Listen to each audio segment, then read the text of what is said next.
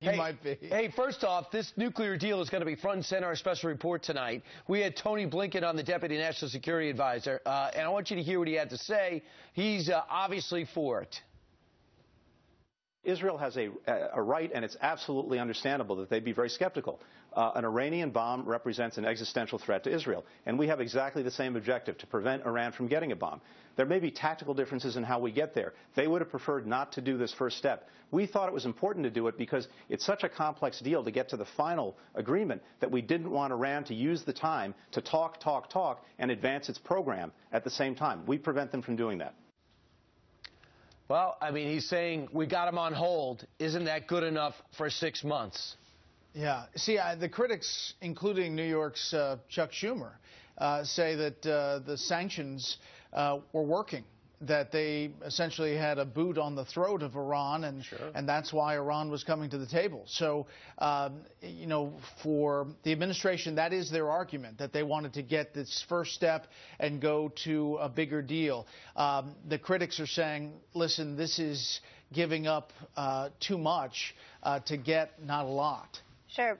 Brett, you know, you mentioned the critics on both sides of the aisle, certainly Democrats, as you alluded to there, not agreeing when it comes to Obamacare and the president, not agreeing when it comes to the 6-month sort of delay of terms when it comes to Iran. I mean, the president's goal is going to, I would guess, be to get them on the same page, but it doesn't seem as though that's likely.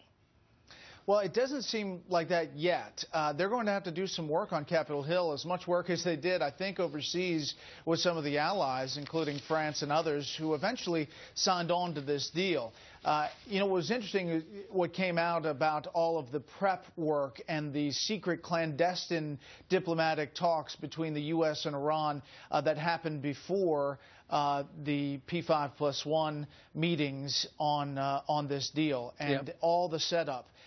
I think you're going to see a lot of setup and work diplomatically up on Capitol Hill to try to keep people in line, because there's an anxious Democratic and Republican base that wants to move forward with sanctions despite this deal. They're the ones who did the sanctions. They're the ones who ratcheted it up. You know what? And, Brett, if the senators on both sides get together, have more sanctions, that's going to be very embarrassing for the White House for obvious reasons. But speaking of the White House, don't you think it's a little you know, some of my friends were talking over the weekend, oh, isn't that curious timing? Out of nowhere, you know, at the midst of Obamacare not unrolling correctly, the president's poll numbers never been lower. Then look, John Kerry pulls a rabbit out of his hat and changes the subject.